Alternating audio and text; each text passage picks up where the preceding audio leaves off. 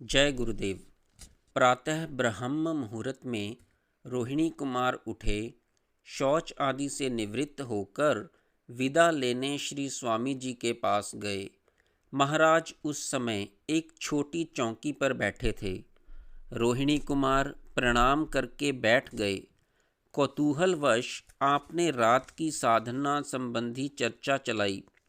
श्री स्वामी जी सब चुपचाप सुनते रहे और फिर अकस्मात ही सीधा प्रश्न पूछ लिया, क्या तुमको मुझे गुरु करने की इच्छा होती है? रोहिणी कुमार इस प्रश्न के लिए तैयार नहीं थे। अकस्मात यह सुनकर घबरा गए। सोचने का समय भी तो नहीं था, किंतु फिर भी सोचने का यत्न करने लगे। पर सोचने कौन दे रहा था? जैसे किसी ने उनकी जबान पकड़कर उनसे कहलवा लिया हो। हाँ। श्री स्वामी जी बोले, सामने के तालाब पर स्नान करके आओ। और वे स्वयं भी स्नान करने चले गए।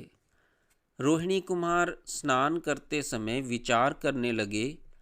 जब स्वामी जी ने पूछा कि मुझे गुरु करने की इच्छा होती है, तब उनके मुख पर मेरे प्रति कैसा वात्सल्य भाव छलक रहा था।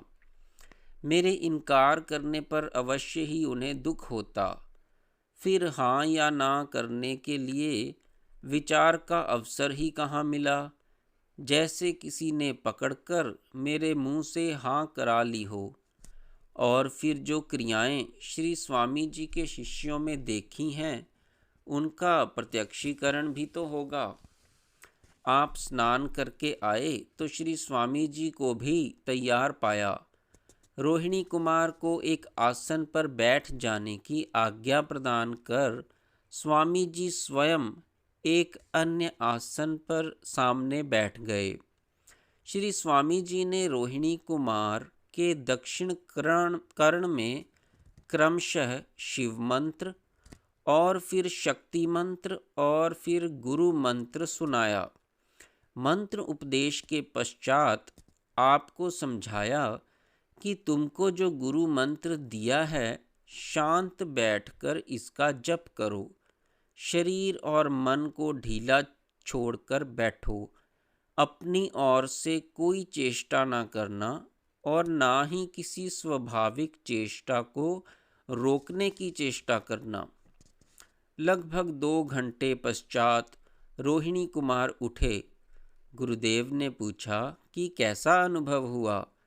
रोहिणी कुमार बोले, और तो कुछ पता नहीं लगा, किंतु एक बार ऐसा हुआ कि मूलाधार में वामावर्त घुमावट में एक पेच खुलता सा प्रतीत हुआ।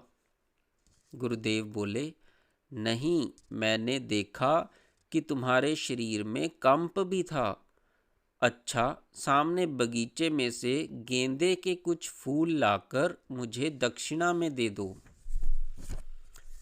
यह मंगलप्रद दीक्षा मार्गशीर्ष द्वितीया बंगला संवत 1317 सन 1910 को हुई। दीक्षा के उपरांत श्री रोहिणी कुमार श्री सद्गुरु की वंदना करके अपने निवास स्थान दासेर जंगल गांव चल दिए। रास्ते में वे सोचते जा रहे थे, यह सब कैसे हो गया? गुरुदेव ने वात्सल्य भाव से मुझे अकस्मात पूछ लिया। मैंने भी झट हाँ कर दी और तत्काल दीक्षा भी हो गई। कहाँ तो मैं गुरु प्राप्ति के लिए तड़पता फिरता था और कहाँ अपने आप ही सब कुछ हो गया। किंतु अब यदि मेरे अंदर गुरुदेव के प्रति पूरी तरह भक्ति भाव उदित ना हुआ, तो मेरा तो कुल ही नष्ट हो जाएगा और मुझे नरक में भी स्थान नहीं मिलेगा। इहलोक और परलोक दोनों नष्ट हो जाएंगे। अब तक कभी कोई साधन और कभी कोई साधन करता आया हूँ, किंतु आज साधन की एक निश्चित रूपरेखा मेरे सामने आ गई है। अब गुरु मंत्र और गुरु शक्ति का साधन ही मेरे लिए कर्तव्य है। इस प्रकार सोचते और कभी जप करते आप घर पहुँचे। घर पहुंचकर सर्वप्रथम श्री रामकृष्ण परमहंस के चित्र के सामने दंडवत प्रणाम कर प्रार्थना करने लगे। हे दयामय, आपकी कृपा शक्ति से मार्ग प्रकाशित हुआ है। आशीर्वाद दीजिए कि श्री गुरु चरणों में सेवा भक्ति और साधन में निष्ठा हो। अभी भोजन में देरी थी। आप अपने कमरे में आसन पर बैठकर जप करने लगे। शीघ्र ही बाह्य ज्ञान लुप्त हो गया, किंतु अंतर्ज्ञान बना रहा। जिस प्रकार बांस की नली में कोई वस्तु ऊपर नीचे चलती है, ऐसे ही प्राण शक्ति का चालन नीचे से ऊपर और ऊपर से नीचे अनुभव में आने लगा।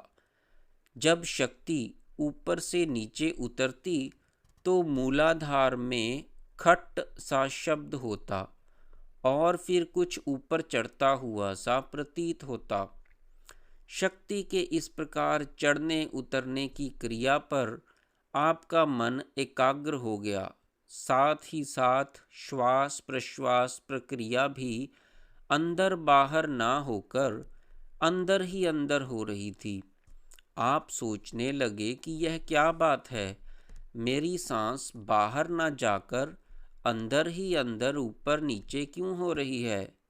इस शंका का मन में आना था कि वृत्ति बाह्य ज्ञान संयुक्त हो गई और आंतरिक क्रिया का अनुभव समाप्त हो गया। आपने नाक पर हाथ रखकर देखा, श्वास धीमी गति से चल रहा था। आपने सोचा ऐसा पहले तो कभी नहीं हुआ और बड़ी प्रसन्नता अनुभव की। आनंदमयी माँ की कृपा थी। आनंद विभोर होकर उत्साह से फिर साधन में बैठ गए। अब की बार मन में जप में लग गया। थोड़ी ही देर में फिर बाह्य ज्ञान लुप्त हो गया और अंत में स्वतः जप होने लगा। देखा एक अपूर्व ज्योति नभ से भू तक फैली हुई है और फिर उसी के अंदर अपनी मंत्र प्रतिपादित शक्ति प्रकट हो गई। दर्शन करके शरीर पुलकित हो गया और रोमांच हो उठा। आहा, कैसा दिव्य रूप और अपूर्व ज्योति है। भोजन के उपरांत आप अपने कमरे में जाकर लेट गए।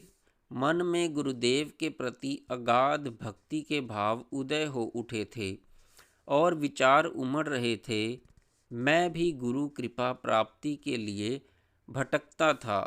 आज श्री रामकृष्ण परमहंस देव की कृपा से इष्ट प्राप्ति हुई है। स्वप्न में देखे स्वरूपों में श्री गुरुदेव की आकृति की सादृश्यता तथा उनकी कृपा शक्ति के तत्काल बाद इन आज के अनुभवों को देखते हुए अब शंका की कोई बात शेष नहीं रही। मैं कृत्य हो गया हूँ। अब मेरे लिए यही कर्तव्य है कि सब प्रपंच छोड़कर श्री गुरु चरणों का ही सहारा लूँ, उन्हीं की पाद सेवा करूँ, उन्हें पूर्ण रूपेण समर्पण कर दूँ। अतः अब मैं श्री गुरु स्थान पर ही रहूँगा और उन्हीं के चरणों की सेवा में समय बिताऊँगा।